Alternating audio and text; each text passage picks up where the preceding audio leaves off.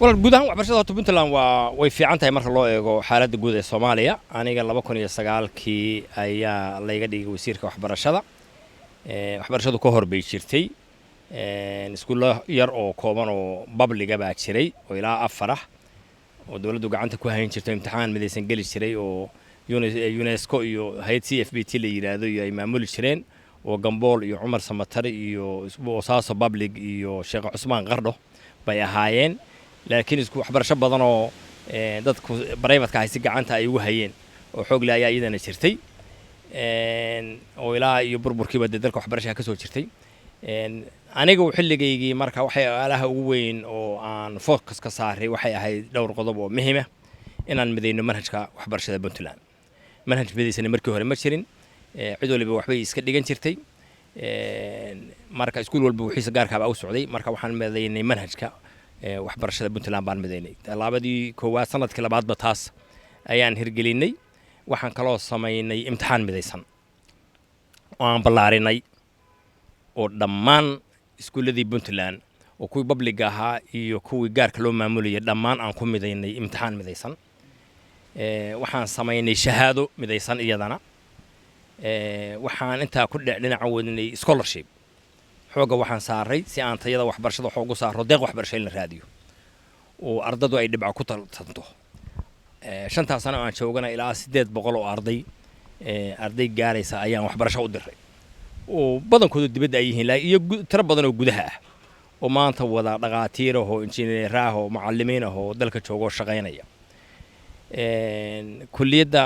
tababarka macallimiinta ayaa xoogeysatay macallimiinta ayaa la tababarayay waxaan sheegayaa guulaha waaweyn mar sheegay iskuul la dhisay iyo iskuul la dayactiray waxaas waa socotay oo moogtahay waxbarashada tayadeedana xoog baa la saarayay fidinteedana xoog baa la saarayay intii ka dambeysana anigu 5 sano joogay waxa ugu waaweyn oo la qabtay taas ay ahayd cali xaaji baa iga dambeeyay sanadkii joogay isaguna hawlihiisii waday intii ka dambeysana laba dawladood kale naga dambeysay oo tan ku jirto waxbarashada Puntland marka waa waxbarasho sal dhigtay 22 sano ka bacdi muddo dheer hadda imtixaan midaysan iyo manhaj midaysan iyo qorshe midaysan ku socotay lana oran karana example bay u tahay Soomaaliya waxaan xasuustaa 2013kii shir weyne waxbarashada ayaa la isugu tagay Soomaaliya Muqdisho la isugu tagay ana wasiirka waxbarashada wafdi baan halkaan ku hogaamiyay badan oo khubaro ah iyo wasaaradda ka socday Soomaaliya waxa madax ka ahayd marka waxbarashada Mariin Qaasim UNESCO iyo UNICEF ayaa qabanqaabinayay shirweynaha shirka waxa lagu soo bandhigay manhajkii Puntland ee qorshaheeda ba ku soo bandhignay Mariin Qaasim halka waxay ka dhawaaqday inay habboon tahay in la qaato modelka wasaaradda waxbarashada ee Puntland sababihi ay shaqada ku weydayna way ka mid ahayd oo lama rabin hadda marka credit-ka in la siiyo Puntland marka waa alla mahadi hadda meel fiican bay maraysaa ka waran maanta heerka ay marayso iyo waxyaabaha isleedahay waa loo baahan horta wuxuu waa waxbarasho waxay u baahan tahay gacan ku hayn joogta iyo dadaal joogta waxay u baahan tahay waxbarashada in la fidiyo oo tirada ugu badan oo arday ah waxbarashada la gaarsiiyo u badan tahay waxay u baahan tahay tayada xoog in la saaro waxay u baahan tahay dadaal joogta ah in lagu mideeyo hadda waxaan ognahay COVID-19 markuu yimi inay noqotay wasaaradda kaliya oo Afrika baa la yiri halkan lagu duubay BDRC baa duubta qayb weyn ka qaatay inay manhajta waxbarashada Puntland ay duubto oo halkan dugsigii form 4 iyo 8 ka halkan ayay iskuulada ay kala qaadanayeen haddana waxay noqotay wasaaradda kaliya oo Afrika sida UNICEF ay sheegtay ayaan dhaweyto maaragtay waxbarashadeeda online ka dhigtay oo long distance ka dhigto ardadu halkaas intuu galo halka oo kala baxayo marka waa wax lagu faani karo waa wax Soomaaliya oo dhan ku faani karto waa wax Afrika oo dhan ku faani karto waa wax reer Puntland ku faani karaan laakiin waa dadaal loo baahan yahay in la joogteeyo oo tayada iyo tirada ugu badan oo ardayda ahba maaragtay xoog la saaranay wax bartaan ma aha wax la leeyahay waan fiicanahay laakiin waa dadaal joogta oo loo baahan yahay marna in laga caajisin arinta shahaadada oo dhowr jeer caqabada ay ka timid xamar arintaasi sidee isleedahay reer Puntland waa uga guulgaari karaan waxay uga guulgaari karaan in laga baxba sheekadana shahaado meel kale ku xiran adduunka wax shahaado national la yiraahdaa ma jirto shahaadadu sideeda waa school based ardayga ka baxa Cumar Samatar ama Gambool ka baxa waa in transcriptkiisa iyo imtixaankiisa iyo wixii meel loogu hagaagi karo loo kalsoonaan karo waa in la helaa taasna adduunka iyo jaamacadaha aadaya ay ku xirmaan waxay u baahan yihiin marka sida hadda qaabkan waxbarashada looga dhigay online-ka oo halkaa loo geliyey inay ardayga iyo imtixaankiisa iyo dhibcihiisa iyo transcriptigiisa la sameeyo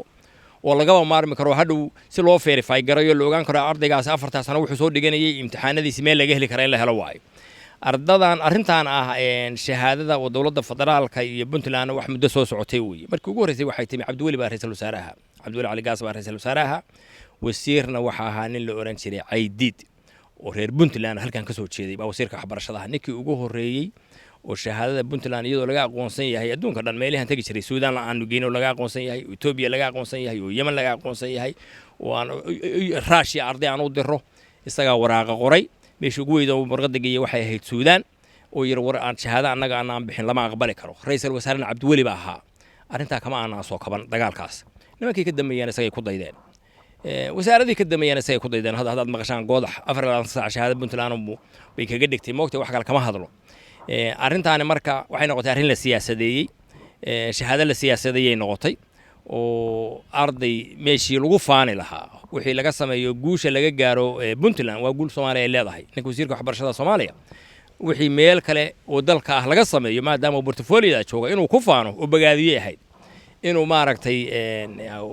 aw dhibsado ma aysan ahayn laakiin arrinta xalkeedu waxa weeye inaan la isku halaynba wax la yiraahdo shahaado laga bixiyo xamar oo marti loo noqdo oo dagaalkeedu joogto yahay waa ka badantay dhowr 10 sano hadda dagaalkaasi socda waxa lagu ma jiri karo waa wax siyaasadaysan marka waa in la helaa qaab kale oo ardaydu uga maaranto oo ardayga dhibcihiisa iyo imtixaankiisa iyo backgroundkiisa iyo iskuulka dhigto meel la geliyo oo ardaygu markuu imtixaanka ka baxo adduunka scholarshipka waadiya halka ay kala baxaan oo halka la arko loo kalsoonaan karo qaab noocaas in loo guuraa loo baahan yahay oo reer Puntland ay ka fikiraan laguma jiri karo dagaal maaragtay goodax wado ama nin kale oo la mid wado oo weligiis soconaya dee laguma jiri karo wax siyaasadeed waxbarashada siyaasad maaha marka arrintaas waa nasiib darro aan loo baahnayn wax dadka kala fogeynaya waa waxa ardayga wax baranaya niyadda ka dilaya mana aha anagana wax noo qalma inaan 4 saac ka qaylino nin Soomaaliya mas'uuliyad ay u dhiibatay aan maalin walba la qaylino sidii dad wax gaar ah ilaashanaya aan noqono naloo arko inaanu khaldanahay ma rabno hadalkeeda marka waxaan rabnaa inaanu helo wax ka gedisan waxaan oo looga maarmi karo taa way aniga taladayda way samayn karaan reer Puntland qorshaha in laga fikiro u baahan yahay